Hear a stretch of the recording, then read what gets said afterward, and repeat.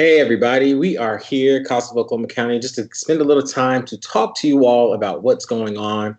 I know everybody's kind of in a weird spot right now. We are working from in here, who is one of our advocacy supervisors, and we're just going to talk a little bit about kind of what's going on right now.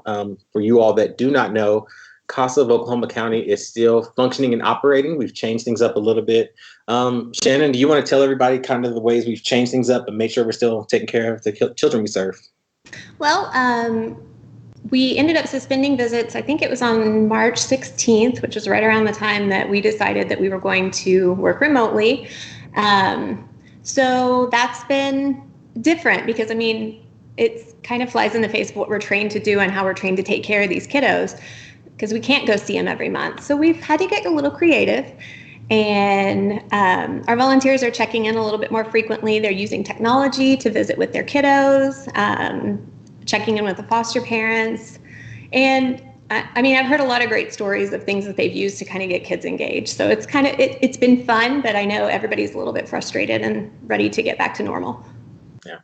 Some of the things that's made all of this difficult, but I've been really excited to see our staff finding ways to kind of call a mulligan or something, change it up a little bit using sports terms, trying to figure out ways we can do best for the people we're serving, and just getting creative. Have you heard of any like cool, interesting things that maybe some of the advocates that you have been supervising or helping out, as well as any kind of fun things they've done? Yeah. I was talking to one of my volunteers a couple of days ago, and she was telling me she's got a 12 and 13-year-old brother and sister on her case. And she was telling me that just to get them engaged, they've been sending riddles back and forth and trying to stump each other. And she said, we talk almost every day that way because somebody sends something out. And I thought that was just a really great way to kind of keep the kids engaged and keep an eye on how they're doing from a distance, of course. But especially with that age group, I've heard of others playing games online, like Words with Friends type stuff, that are age appropriate. Some of our volunteers are using their pets to get kids engaged on video calls, which I mean, we all love seeing a dog. Cat running around in the videos. Yeah. That's kind of fun. Engage. So, and then with the littles, like the really littles, the under 5 set, our volunteers are reading them books. They're singing interactive songs, playing peekaboo. So there are lots of ways that you can still engage the kiddos. I've had a lot of people ask me, if it's a baby, do I still need to video call or do a video chat with a baby? I'm like, well, just to see how they're doing so that you can lay eyes on them. Yeah, go ahead and do it. But there are still some ways that you can engage even an infant. Yeah, that's pretty cool. I've seen there's been certain apps that have like you're beefed up. I don't know. I've downloaded the House Party app, which has been a fun way to basically FaceTime or video chat with people, but there's built-in games as part of it. So you can do something like draw something is one of the games, and there's they have heads up where you can actually interact with each other and then say, yep, you got it right, or no, you got it wrong. So you can still play with each other back and forth. So it's been really cool the way technology has kind of maybe not thinking about CASA as a whole, but it was really just fun ways that they've engaged and let us have more skills or more playful ways that we can interact with each other. So I have not heard of that one. I'll have to check it out. It's a pretty fun one. It's a free one to download. So I've seen a few different friends and we've jumped on and stuff like that. So that may be one of those things that you can do, or let some of your people know of different ways they can engage in. So I will definitely take a look. I know a lot of our volunteers are using Duo, FaceTime, Zoom, Skype. Marco Polo, which is not one I was familiar with before, but I've learned a little bit about. So there are a lot of great platforms out there that our volunteers, everybody's learning a little bit more about them. Have you heard of anyone having any struggles, I guess, in their own, not necessarily contacting to some of the children they're supervised, but really just on their own, if they're stuck at home and they haven't been able to get out, have they found different ways to keep themselves engaged and in a good place? I think we're all trying to do that. I know I've talked to volunteers a lot more than I probably did while we were in the office. I don't know if that's because they need to talk to someone or I need to talk to someone. I'm not really sure, but it's kind of been nice because I feel like I know a lot more about what's going on with my cases than I did. But I know, and I've also heard some great stories about, like, we've had volunteers with families who are struggling that have dropped off a bag of groceries or sent the kids a couple of books via Amazon. So, I mean, it's just nice to see how much everybody's reaching out. Yeah, good. Have you heard of anybody struggling with any of those like resources or need or anything like that? I know we've had, I think everybody's been looking for toilet paper at different times. I think everybody has been looking for toilet paper, yeah. Actually, unfortunately, there are a lot of the parents and foster parents, some of them are out of work. I have heard that, and have been laid off in the course of this whole situation. So we've been trying to connect them with resources through churches and some of the other different organizations that have been able to connect them with different resources. Okay, good. I know it's all scary times. I know some of our staff, we've all been working on those kind of things. And it looks like, I think Camila's on right now saying hello. So hi, Camila, we're glad you're here. Glad to see anybody here watching the video and keeping us engaged. And Larry Newman says hello also. Nice. So Larry, thank you for joining in.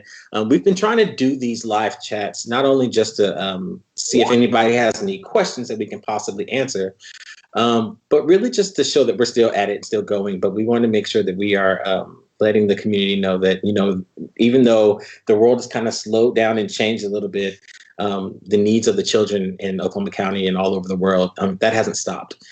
So we are trying to let everybody know we're still present, we're still there. So if you have questions, our plan is to do these every Thursday at 2:00. Some of the hard things we've had, I know we had one week where we could not do this because everybody was on Facebook. And that was really like one of the first weeks, and it kind of slowed us down. But look for us at 2:00 on a Thursday. And we're here just to answer any questions you may have. So don't forget to tune in and ask any questions, but really want to have this time to really just talk about so many things right now. On the development side for CASA, we've had to cancel some events. We canceled our Energy for Children event, which was a bummer. That's been going on for a while. I think almost about 19 years we've been doing this event. And this year we've had to cancel. But honestly, the number one priority is safety for everybody. So we've been making sure that's happened. Our Game On with CASA event should still take place. We're looking at that. We are looking to see if we need to push it back further. But right now we are scheduled for June 11th.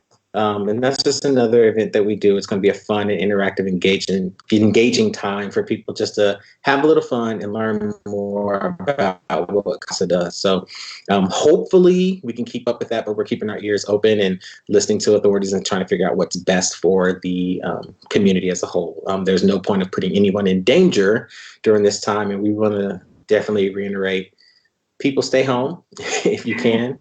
I know it's difficult. I'm an extreme extrovert, if anybody knows me. So I would love to be out there. I was looking at a meme the other day, and I shared it on my page, and it was Ariel from The Little Mermaid that said, "I want to be where the people are." And there was something right below it that just said no. So that was aimed at me. But our children still need some attention, and by us being able to move over to this digital technology, I think we've switched some of the things. So before, we were making sure that every child has been seen at least once a month at minimum, and our volunteers do a great job of making sure that that's done times a lot more than once a month. So we've tried to switch to saying do video conferencing more frequently. Have you seen anybody meeting that challenge or taking those efforts? Honestly, I feel like they've all kind of taken it and run with it. My volunteers are doing a great job of staying in touch with their kiddos.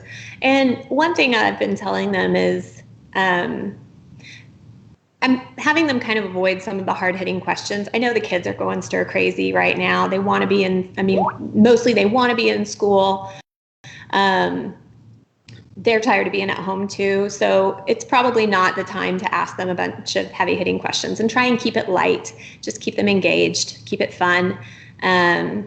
You know, you can ask the more heavy questions to the foster parent about how they're doing. Has their how has their routine changed? When was the last time they got to visit with a parent? Because all of those things affect them. But mostly our volunteers are doing a great job of engaging with their kiddos. Good. We've been trying to, our program director, Kim, we've asked her to see if anybody was having any issues with needing technology so they can reach out to the kids.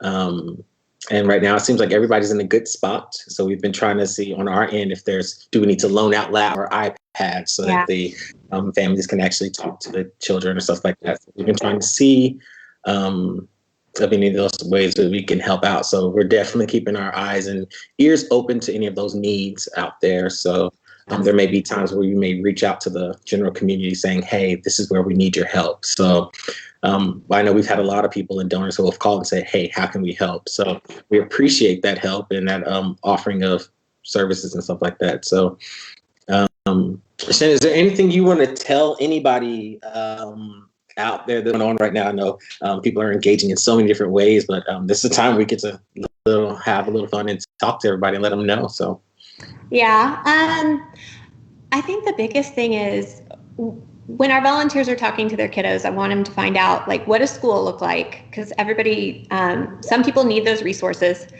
and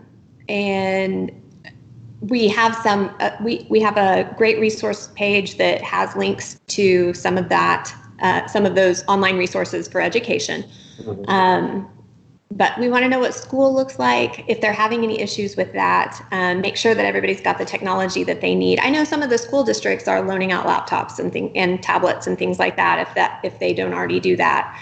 And then I think the biggest thing is, I've been reminding my volunteers, we're not on vacation. We are here. Please call me with your questions. And you know what? For the most part, they've been doing it. So it's been good. Good. I know some of they're struggling with their services have been interrupted.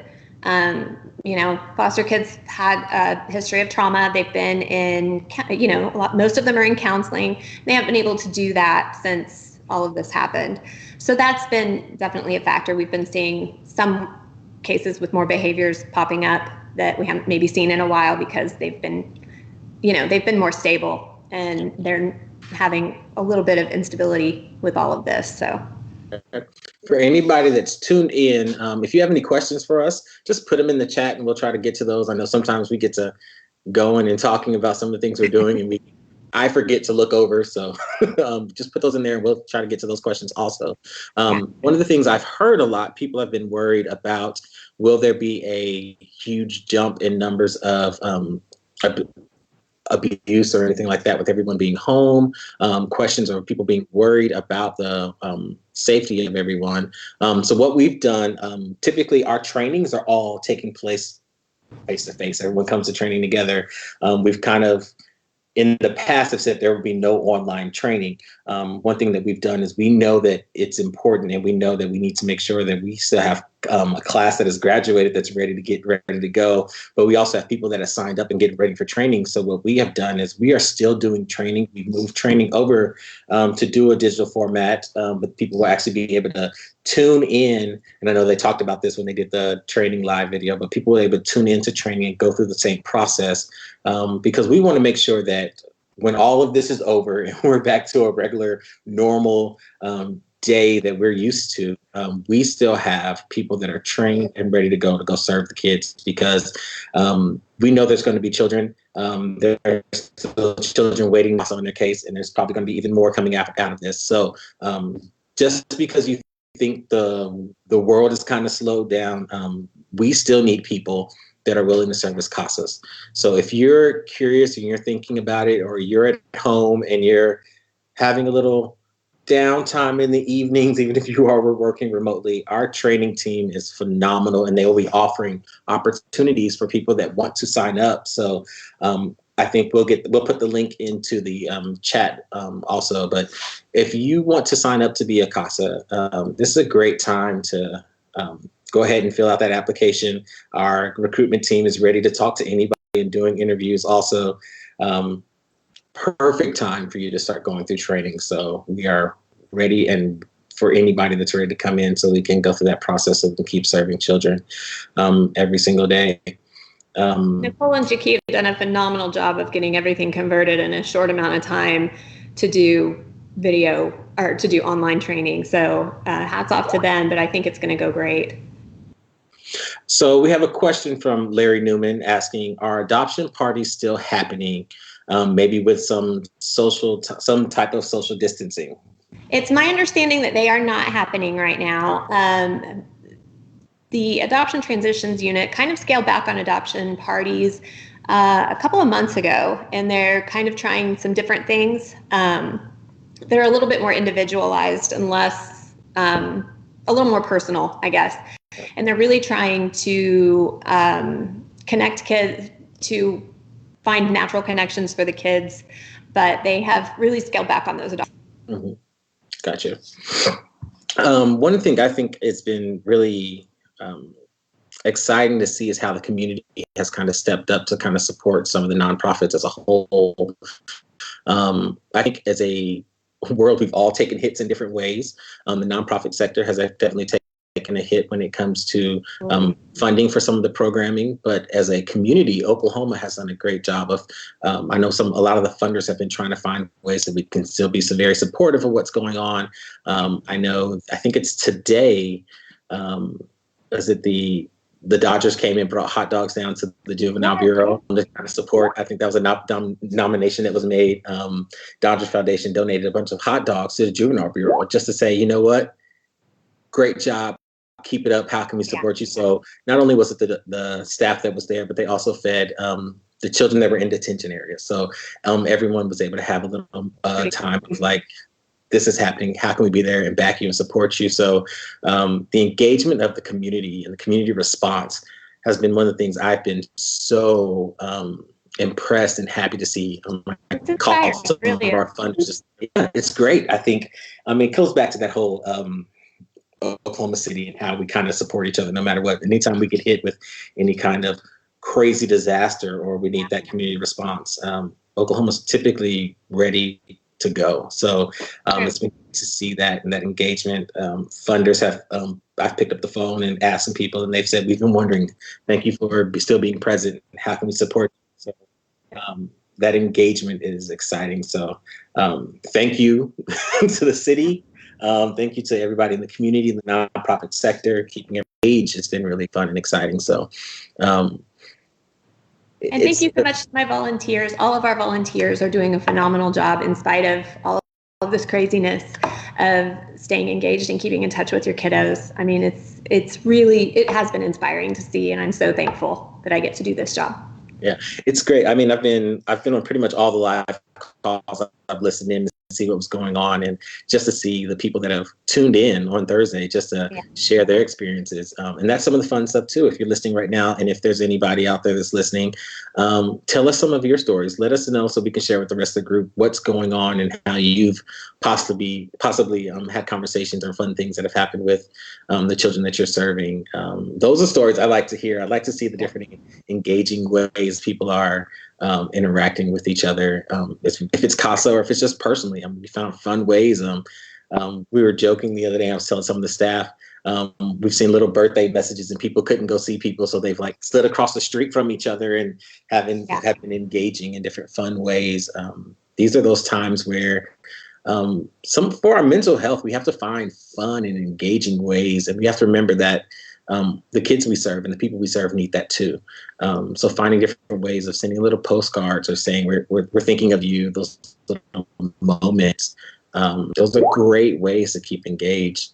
We have another question coming in. I think, have you seen any different ways of people trying to find age appropriate ways to talk about what's going on right now? How do you explain COVID-19 to a 7-year-old? I mean, it just sounds daunting. It's like, what is a COVID? Like, how do you talk about it? I know, and it is hard. Really, I think the best you can do is just explain that there's a virus and a lot of people are sick. And it's like, I've told smaller kids, it's like the flu, but it's a little bit different, but it's really easy to catch. And so we're all just trying to be safe and just make sure the thing that we want to mostly emphasize is that we're just trying to keep everybody safe and everybody well. And that's why we're doing this. And that's why it's so important to stay inside, even though it makes them a little bit crazy. I think some of the things that you can do with kids is trying to keep their days predictable, kind of keep things at a predictable pace, get them outside at least once or twice a day so that they can get some sunshine. But I think, we're all struggling, I feel like, from, all ages. And so it's just been really hard. And I think as long as we're all honest with each other and we're all looking out for each other, I think that's the biggest thing. I heard that Mika is now watching us too. So, hey, Mika, how are you doing today? One of the things I think, and you just said it right there, I think it's the honesty portion of it. I think as adults, we try to just have everything figured out, especially when the kids are around. And I think we're getting to that spot, especially with the kids being at home with us the whole time. There's that authenticity of, I don't know. And I think that being honest and real is good for the kids at times. Obviously, we're not like freaking out and panicking around them, but giving them that time to that normalcy of going out and play. And then when they come in and say, why can't we go so-and-so, or why can't we go there? Why can't I go play with my friends outside and go play patty cake or something like that? That honesty of right now, it's not good to be right now. We have to separate a little bit and being open and honest and letting everybody know what's really going on in an appropriate way. I think that's why we're asking volunteers to connect a little bit more often, even if they're doing it from a distance, because that consistency does help with their kind of, understanding of everything that's going on. I know, King, earlier, it's been really difficult for some of the parents now having to be parent and teacher. Teachers. I know I've seen more and more posts of saying, thank you so much to all the teachers. Absolutely. Those kind of moments, and the teachers really missing the kids. I think those are those moments. And I think we all know the teachers don't do this for the paychecks that they get. The teachers do this because they love being educators and they love being there for children. And you've seen some of them have been heartbreaking, of the teachers that have just been like, I miss all my kids. Yeah. I think our CASA advocates are the same way. They're using the technology and the platforms so they can see them, but man, they just want to be able to like actually truly lay eyes on the children to make sure that everyone's fine. That's what I'm hearing the most. Is that they miss them. They miss the kids and they're ready to see them. And hopefully this will all be over soon. But, I think it's important that we all do our part and follow the rules for as long as we have to, so that we can see each other sooner. Yeah, the more we stay in now, which is difficult, the faster we can get back out to being back to our normal times. Right. I've watched so many videos of I think it's the teachers in the caravanning and just driving by the neighborhoods and just waving, and the kids are like looking in the window saying, hi, Miss So-and-so, hi, Mr. So-and-so. It's just those little moments of community and engagement. And it's like, that's great. Now go home. Right. I know we were joking earlier. It's like all these kids are going to go back to school and they're going to learn old math again because we have parents are teaching those kind of fun things. So, again, if you guys have questions, bring them in. This is a fun time that we can kind of just like let you all know. One thing you can always do is you can go to our website, okcountycasa.org. Go check it out. We have different ways. I think we have some information about responses to COVID-19. If you're interested in volunteering, that's a perfect way. Go straight to the website. We have obvious links that you can click to say, hey, I'm interested. If you click the links and fill out the little quick form, we will have somebody from our recruitment team will reach out to you and try to set up an interview and those kind of conversations. And if you just have questions, don't feel like you have to go to the website and just fill out everything and be just jumping all in. If you're just curious, ask those questions. send us an email. Somebody will be more than happy. Actually, probably everybody from our office would be more than happy to talk to somebody else. That's probably true. If there was somebody who was questioning if this is for them, what would you tell them, Shannon? How would you tell them what we do and how we could help the children? Well, I would say I started out as a volunteer, actually. Okay. And I was a volunteer for about 3 years before I started working for CASA. And going into it, I wasn't really sure what I was getting into, but I loved it. It changed my life. It was the most rewarding volunteer work I've ever done. And so I would say if you're not sure, just ask. I mean, it doesn't hurt to start a conversation. It doesn't hurt to talk to Kathy and Camilla because they're wonderful and they're a wonderful resource. And they'll give you, and they'll tell it to you straight. They'll tell you, what you're in for in terms of how much time it's going to take and what it's going to look like. I know Kathy was great when I started. And so I think, just ask the questions and see, because you just never know. Yeah.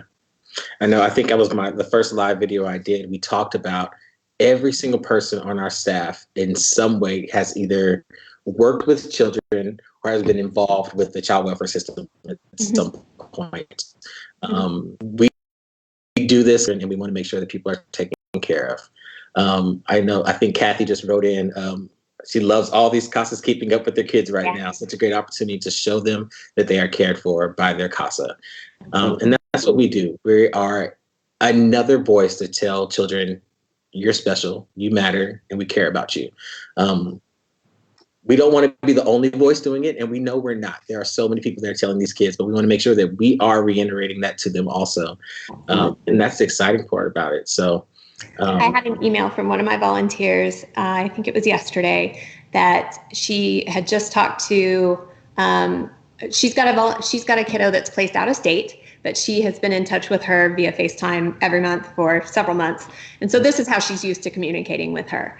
Okay. And this girl's getting ready to age out next month. And she asked her, will you still be a part of my life after I age out and am in DHS custody? And the volunteer said, I would love that. And she said, because you're the only thing that's been consistent since I was taken into custody. Wow. She got on the case right away, and she's had 3 different caseworkers and 3 or 4 different placements, but her CASA has been there since day one. Wow. So it made me smile. Those are great moments. Those are great stories. We like to keep coming back and saying that their CASA has been there for them the whole time. And I know there's so many other people. We're actually running out of time. We are. Take one question. Somebody has a question. But again, you don't have to wait for these live videos. You can always go to our website, okcountycasa.org. If you have questions, send them in to us, and we'll get back to you personally. And again, if you randomly think about it on a Thursday at 2:00, we're here.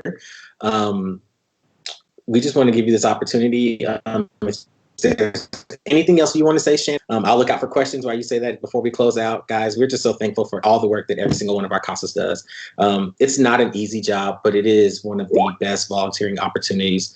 There's other ways that you can kind of support if you want to. You can go and I know I did a birthday fundraiser. If you want to set up a Facebook fundraiser to support CASA and what we do, we're still going. This doesn't stop.